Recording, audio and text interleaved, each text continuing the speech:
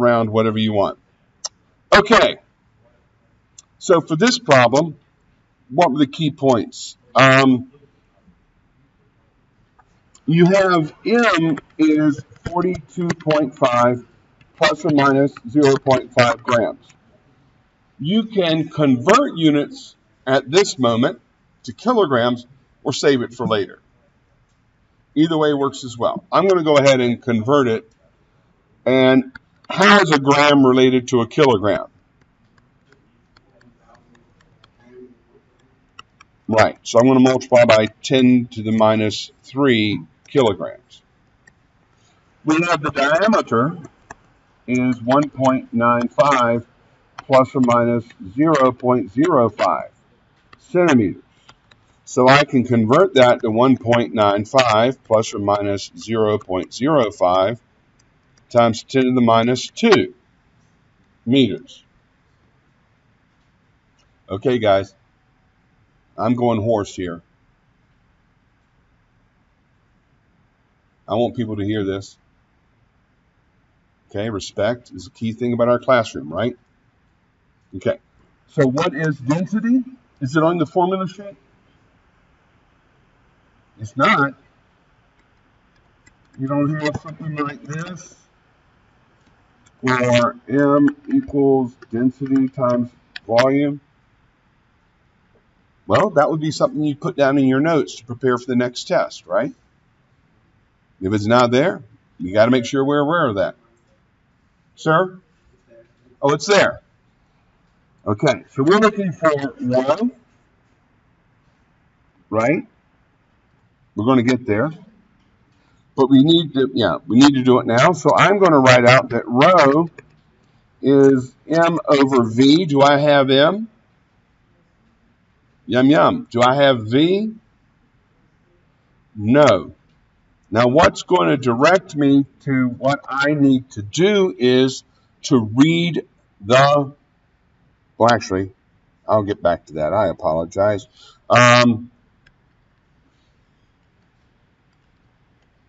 They want rho in terms of what variables? M and D. Does that include circumference? Does that include radius? Does that include color? So, we don't have this completed yet. Well, volume of a sphere is 4/3 pi r cubed. I got to get rid of the r, but r is related to d how? D over 2. So I can write this as 4/3 pi d over 2 cubed. So I'm going to get that rho is m over 4 over 3 pi d cubed over 8. Now, any other version, non-simplified or totally simplified, would be entirely acceptable. Okay? So you can actually write this as 6m over pi d squared, or d cubed, if you choose to. Part B, what is rho? Hey, we've already written it in terms of m and d, and that's exactly what we were given. So we do a very emotionally demanding plug and chug, right? And I don't want to know where my key is, but it's like, I don't know, 1,000, what? 090, roughly, what is it? Oh, 10,947-ish kilograms per cubic meter, which was required by the problem statement. Write an expression for this. Well, gosh, that looks a lot like that, doesn't it? This is propagation of uncertainty. Well, I can write rho is 6 times m, so that's the first power of m, right? Yeah? Times the inverse of pi d cubed. Well, how do you show inverse? you use a negative sign. So now I'm ready. Delta rho over rho square is, what's my first variable? What's my second? There's complete arbitrariness here. Which one do you want to deal with first?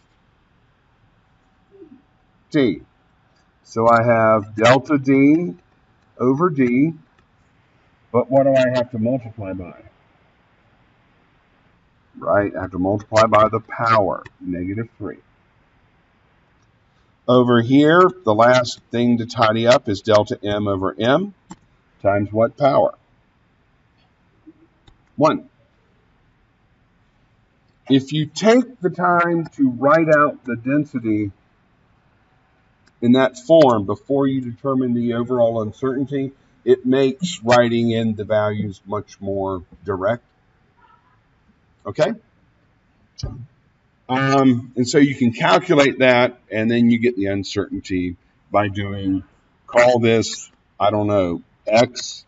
You get that delta rho is rho times the square root of X. Yes? The density, when I did it, I figured it was wrong.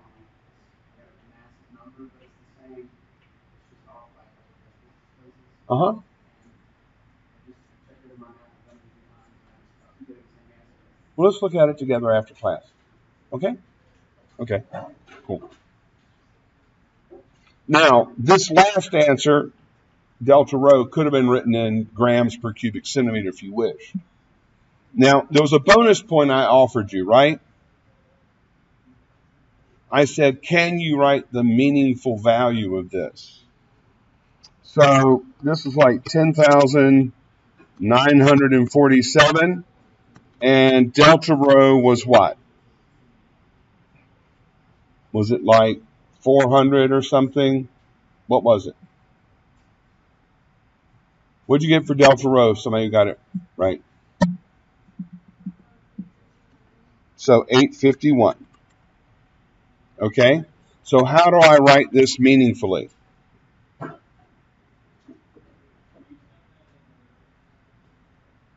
Yes. I asked you to do it in class, not you, so come see me after class. Come see me, Kyle. Okay. Thank you for asking. Well, what's the rule for uncertainty? 1 doubtful decimal. So I can write this as 8 times 10 squared. It happens in the hundreds place. So where does this number for the density have to stop? In the hundreds place. Yeah? So I can write this as 109 times 10 squared. That's the meaningful version. With units. On final answers, you need to show units. Yum yum? Okay. A robot moving along the x-axis is given by x equals 24t minus 2t cubed. Yeah? Now you're asked for average velocity, and you're asked for acceleration, and you need velocity. Well, my fingers are twitching. I want to find the velocity. Is the velocity equal to 24 minus 6t squared? Eventually, yes. But what do I have to show? What's the idea? Show me that v is dx dt. And then you may apply it. If you just wrote down the answer and someone was trying to figure out what you had done other than sacrificing a chicken to the juju gods, they wouldn't be able to do it. What's the acceleration? It's dv dt. So that gives me negative 12t. Is this UAM? No. Why? The acceleration is changing. So I can't use x equals x naught plus v naught t and all that bit. Okay. Average velocity. What's that look like? What symbol do we use? V bar. And it's defined to be delta x over delta t. So they want it from 1 to 3, so I need x at 3 minus x at 1. I need t at 3. Okay, this is a bit of a joke. T at 1. So what do I need to do? Yeah, I need to figure out what the heck x3 is and what is x1. Now, do you think I should do that within the solution overall or put it off to the side and focus on it? Put it off to the side and focus on it, yeah. So I put in 1 and I get something like 24 minus 2. So I get 22. And then I put in a 3 and I get something like, is it 18? Is that right? So I put those in, 18 minus 22. So I get negative 4 over 2. So V average is negative 2 meters per second.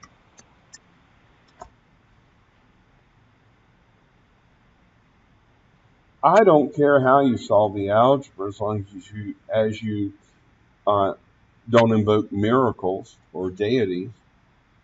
But you got to show me the physics that led to the algebra that you want to have fun with. Yeah? There's no sense looking at 29t cubed minus 6t to the third power, or no, 3/2 power, if there's a boo-boo in your calculation. That shouldn't be where you start your examination. In this class, where should you start your examination? Trying to figure out where that came from. What steps did you take? Okay, awesome. B, what is the magnitude of the acceleration at the instant? So instant. That means instantaneous. Yeah? At the instant when its velocity, instantaneous velocity, is 0. V equals 0. Yeah? So I can kind of write down what I'm looking for. Well, then, if you hadn't done it earlier, you would go back up to this step, and you would apply the rule of what V is, and you would have gotten 24 minus 6t squared. Setting that equal to 0, we're going to get 24 equals 6t squared. Divide by 6, we get 4 equals t squared. Square root, we get 2 seconds equals t. How do I get the acceleration at that time? Well, a is equal to minus 12t. So I'm going to have negative 12 times 2. And I'm going to have negative 24 meters per second squared. Now let me look at that problem. Have I messed up something? Have I overlooked something? What did I mess up? They asked me for the magnitude. So what's the magnitude of the acceleration? 24 meters per second squared. What do you have to do to be successful on a physics test or any other physics problem? Answer the question. What question? The one that's in the statement of the problem. Okay. Yum yum? Okay. Okay, at t equals 0,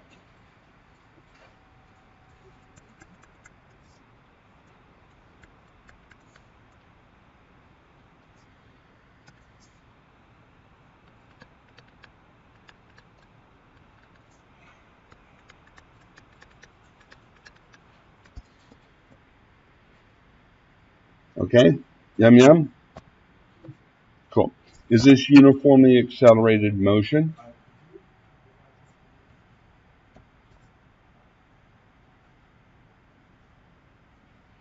Is this uniformly accelerated motion? No. So I can't use those lovely relationships. So what does part A ask us?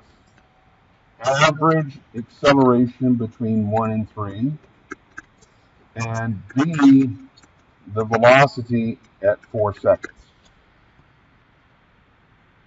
So, start with what we know for certain. Average acceleration is delta V over delta T. So that's going to be V at 3 minus V at 1 over delta T. Yeah? But this is not a graph of V, is it? So I've kind of written something where I can't proceed. But then I can remember what we did in class, and we said that delta V is equal to the area under the curve. Okay, well, let's do it for every segment. That's a rectangle.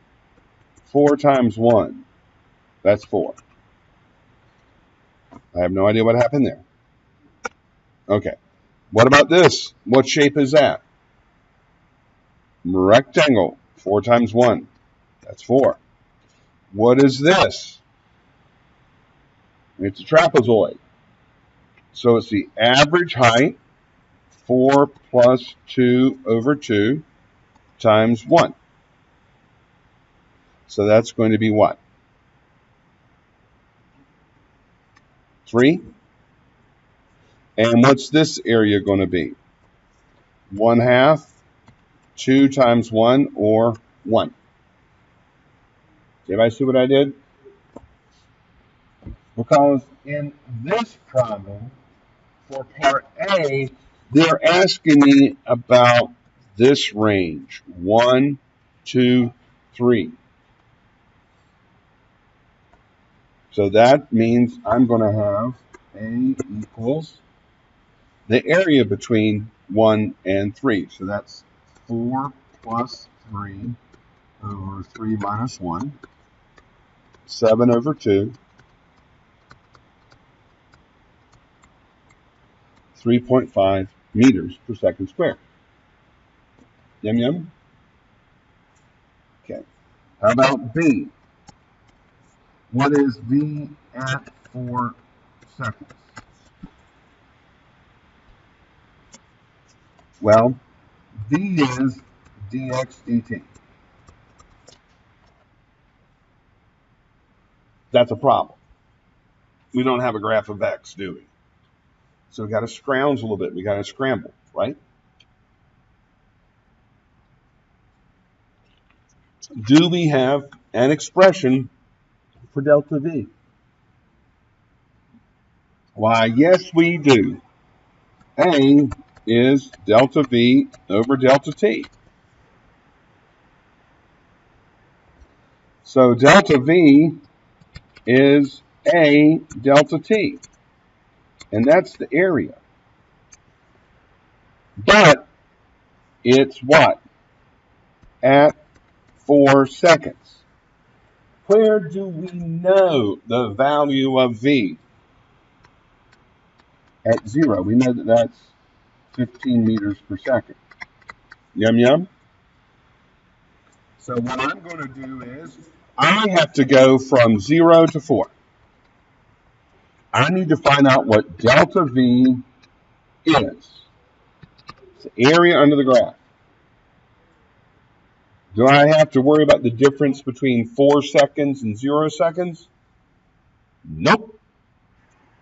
A delta T is area under the graph. So I get to pick up that fruit on the ground, don't I?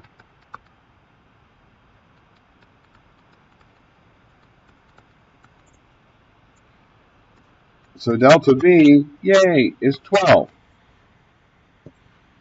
What did they ask me for? What was the question? Right. So I've got V4 minus V0. So V at 4 seconds is 12 plus V0, or 27 meters per second.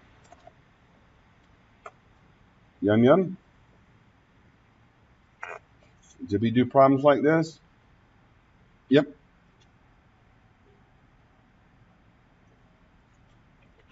Were problems like this on practice tests? Yep. Three forces act on a particle as shown. What is the magnitude and direction of the resultant of these forces? Well, that looks like we could do tip to tail, right? It looks like we could do this. We could call this A and B and C. So I can write down that A plus B is that. And then I can that. Isn't that fun? Yeah. So this is A plus B plus C. But my drawing isn't very accurate, is it? It tells me it's in the first quadrant, but it doesn't give me what I need to complete the problem. So what do? Where do we get exact answers, force table? We take the polar and convert it to Cartesian. So that's just a matter of looking at the problem. So let's look at A. That's 20 and that's 20. So what's the horizontal component? 20 sine 20. And what's the vertical component? 20 cosine 20. So when I write the ordered pair, or I write the explicit directions, the horizontal component is 20 sine 20. Is it positive or negative? Good. For the other one, I get 20 cosine 20. Is it positive or negative? Negative. Well, how about B?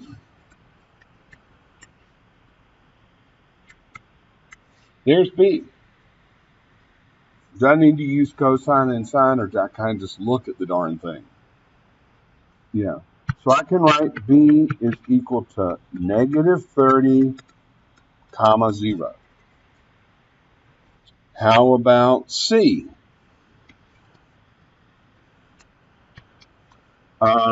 This is 30, right? And this is 65.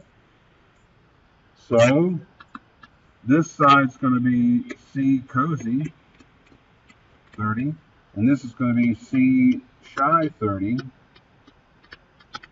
So C can be written as C cosine 30 positive to the right, comma, C sine 30 positive because it's up. So what can I do? I can use the power, come on, I can use the power of components to find the x component of the resultant. I can use the power of components to find r sub y. Have we finished? Have we finished? Nope. They want what r is. What's the magnitude of r? Thank you. Well, r is the square root of rx squared plus ry squared. And tan of theta What theta? Do you remember our little work we did to sort of figure out where r was? Or we can use the fact that each of these is positive, so it's in the first quadrant. I choose that to be theta. So tan theta is going to be equal to ry over rx. And I get the angle of theta. Questions or comments? Okay. A common horrible thing was that I had students for this finding the components of the vector, but then finding the magnitude and the direction of the vector, which is what they started with, and then they added that similarly to B and similarly to C. It was difficult to look at that and not cry. Because they did the work, they found the components, but then they did something really weird because they were remembering Pythagoras. So, remember where you find components. Okay, this one goes with the next problem, okay? Commuter train, choo-choo, has an acceleration of 6 minus t from 0 to 10 seconds. Thereafter, the train has a constant operating speed. Yeah? What is the operating speed? I call it v1. And what is delta x from 0 to 1? Where do we assume the train started? At an origin, perhaps, right? They're asking about v and delta x. How do I get them if I'm giving the acceleration? A is dv dt. Integral of dv is the integral of a dt. So I get v final minus v initial is equal to what? The integral of 6 minus t dt, which is 6t minus t squared over 2. So to find v at 10, I'll put in 10. V initial was 0. V10 is going to be 60 minus 50.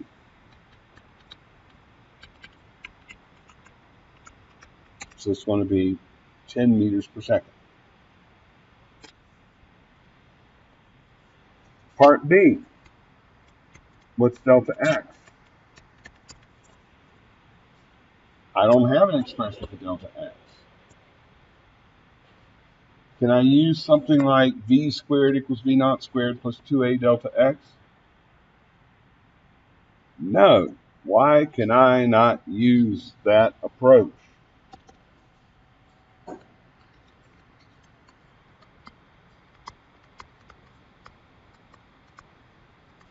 Uniformly accelerated motion. Yes? He wants to show you all the steps for finding velocity and position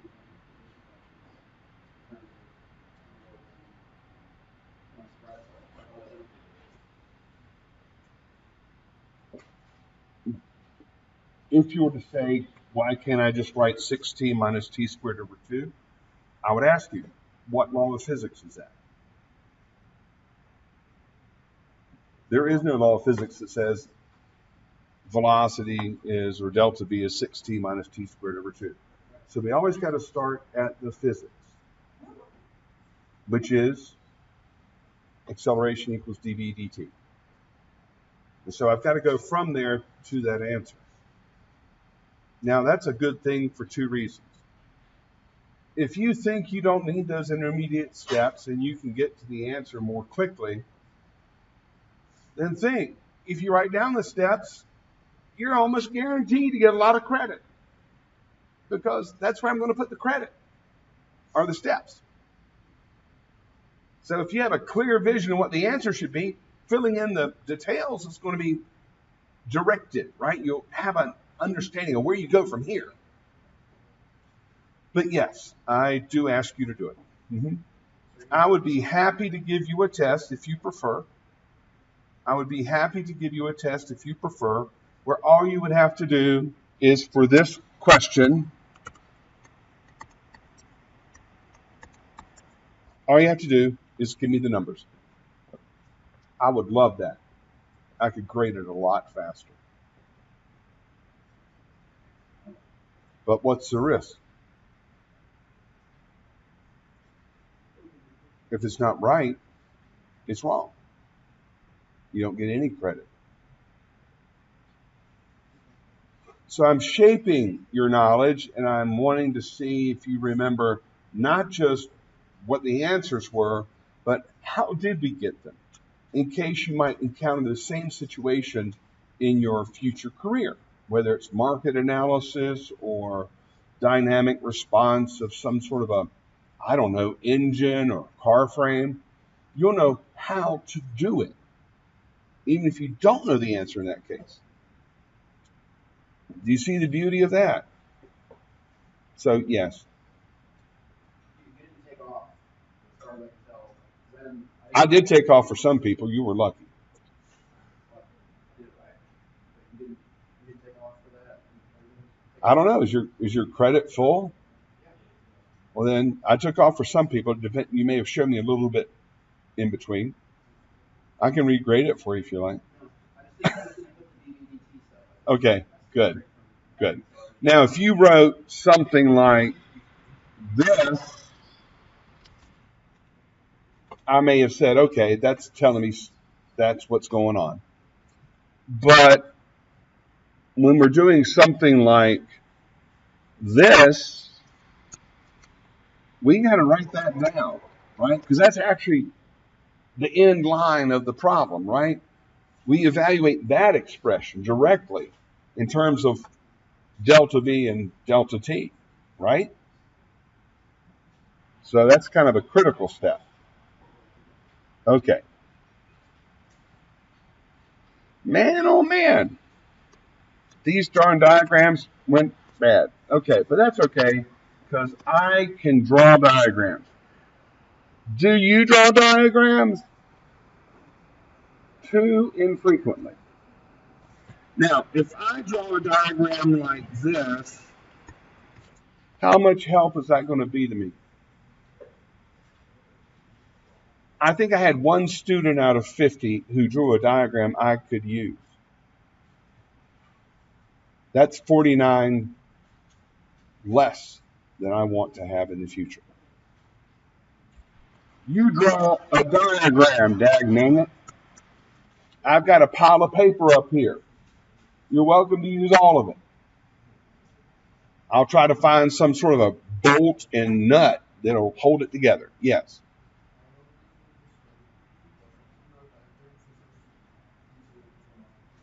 Well, why do I ask you to draw a diagram? For two reasons.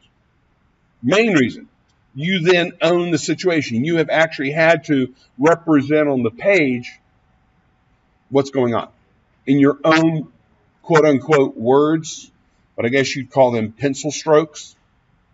And the second thing is, often the diagram is giving you numbers, yeah, that are not all the stuff you need to know. So it'd be hard for me to add the information about the stone in the space provided. And on your diagrams, I greatly prefer that you do not use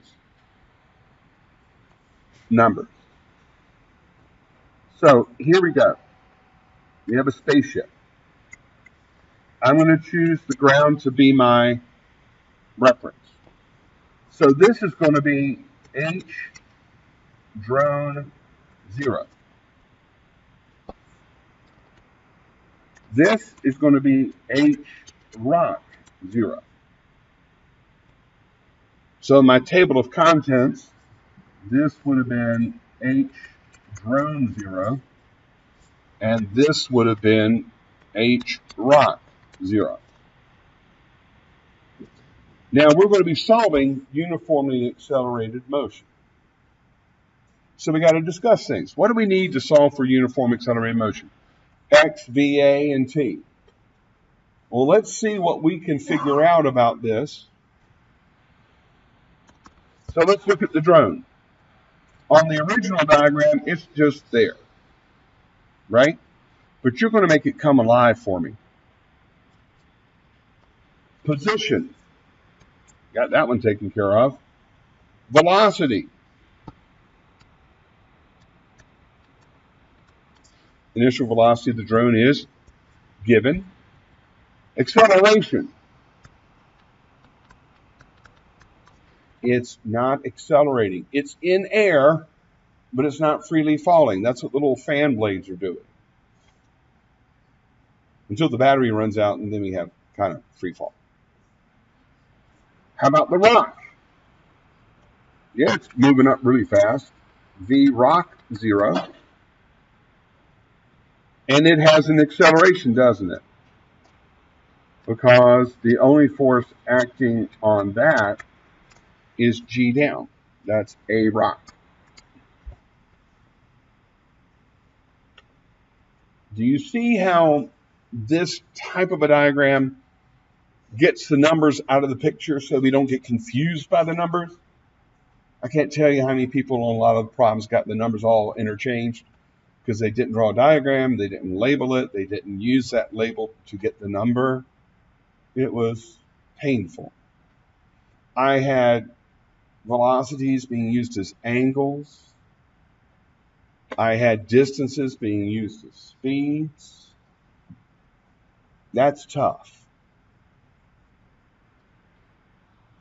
But is this plain? Could you tell a story from this diagram to someone who had never seen it before? Yeah. So what's the question now? T hit and H hit. Well, how did two things hit? We're at the same place at the same time, right? Okay. So we want H rock to equal to H drone, right? Or I can use a more comfortable representation. I could say Y rock equals Y drone. Well, what is Y? Do we have UAM? You don't have to say this, but do we have UAM? Yay! So I can finally use those relationships. Now I'm looking for Y. So what is the physics relationship give us? Y rock 0 plus V rock 0t plus 1/2 A rock t squared. Y drone 0, V drone 0t, 1/2 A drone t squared. Now here's the beauty of it.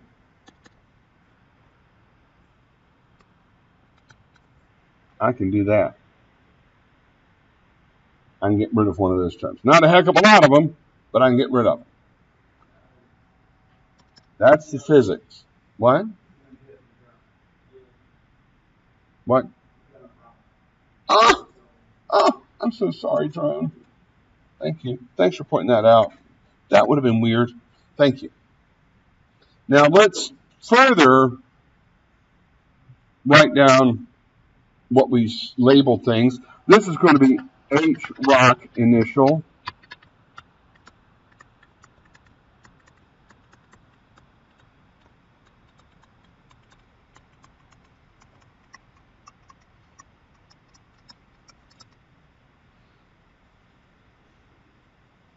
Now, if you put numbers in here, I'm not going to shed a tear or penalize you. But we're going to wind up with something that looks like this.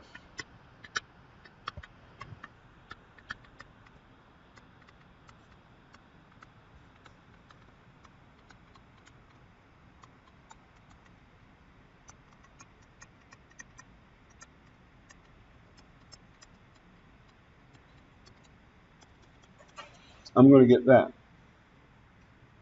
Notice that last term is going to be negative, right?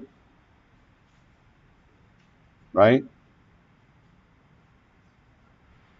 Now, what is A of rock? I haven't used that yet. A of rock is negative G. So I should have actually had that in there to begin with. Once I wrote the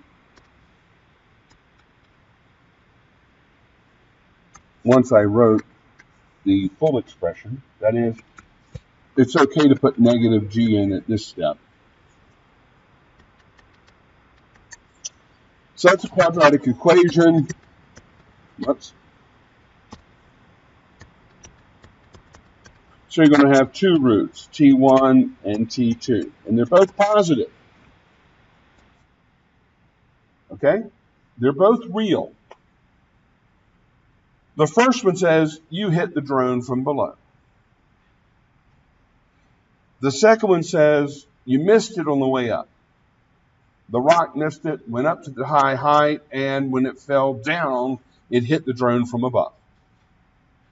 Which one do we use here? Yeah, if you hit it on the way up, all bets are off. And then how do I get the final height, or wherever they hit? Yeah, or R, right?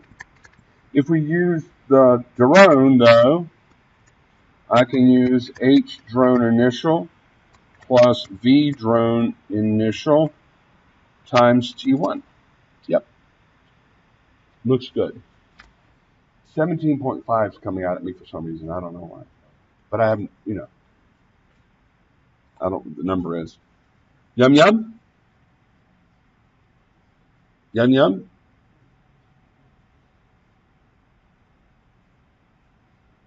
I don't have to go over this. I got better things to do with my life.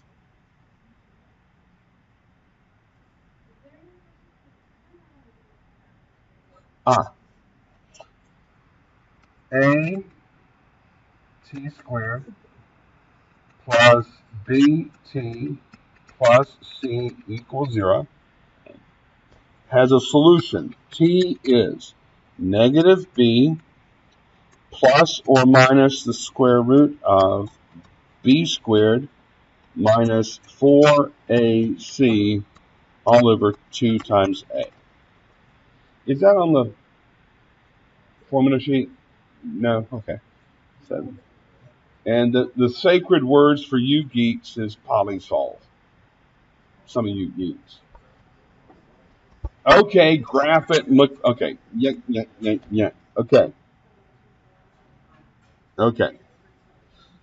I use the quadratic equation because I don't have polysolve. So what I always do is I get rid of the coefficient on the t squared. I make it 1. And that makes all the a's 1. It makes my math a little bit easier. Okay, you throw the ball at a speed and an angle above the horizontal. The wall is 20 meters from the release point. So here's the essential thing. We're assuming the release point's near the ground because we weren't told otherwise. We have V0 and theta 0, and we're given D. D is the distance from here to here. And here's the building, right? Here's the person, right? Sitting at the window saying, hey, kid, get out of my neighborhood. Quit throwing balls against my window. So a possible, I'm emphasizing this, a possible trajectory for the ball could have been that, or it could have been that. Don't know. But that's where physics comes into play. Because we know that y equals y naught plus b naught yt plus 1/2 a sub yt squared. Why do we know that? This is free fall. You know that the acceleration is down and equal to g. Am I ready to do components? Absolutely not. What do I have to do? Back table in the middle. What do I have to do? What do I got to do? What do I got to do? Come on, come on, come on, come on. I've got to do components. Remember?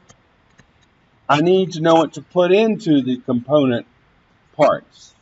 So let's take care of that right off the bat. If this is going up, then it's going to the right, and y is positive. So I get V0 what? Cosine theta 0, and this is V0 sine theta 0. So let me use this relationship for the x, the I, however you want to refer to it.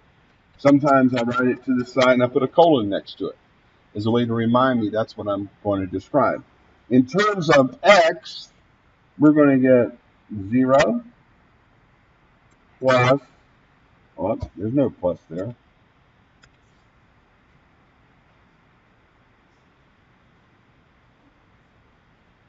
Yeah, wait, hold on. In terms of x, what's its final x position? D.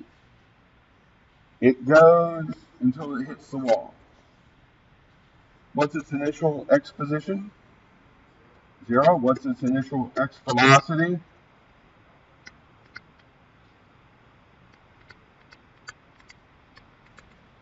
What's its acceleration? 0. So right off the bat, I can find the time.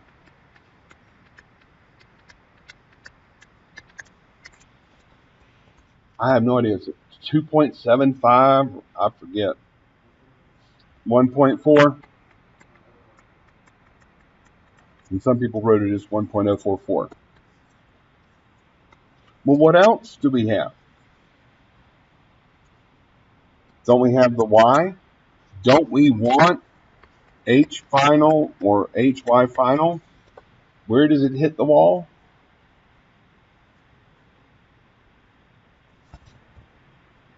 What do I use? I use the same relationship. Y is hy final.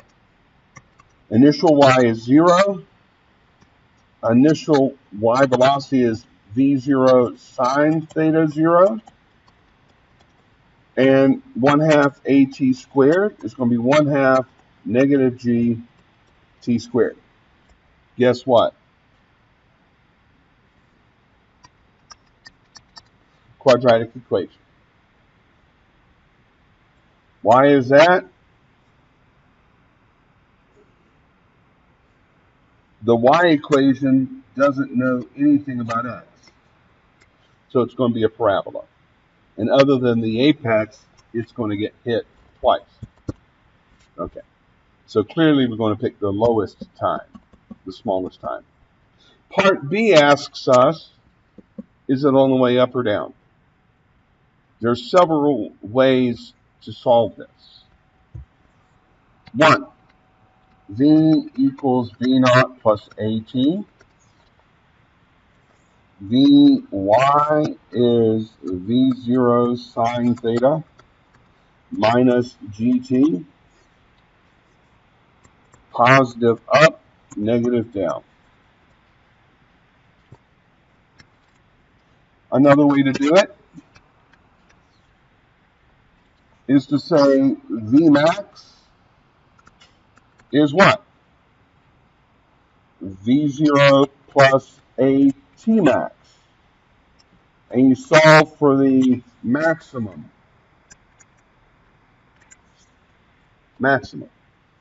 And we find out that, hey, that occurs at a time bigger than 1.044 seconds. So if you look at the parabola before you reach the maximum, it's always going up. So those are two different ways to judge that question. Questions? Yes, no, maybe? Yes.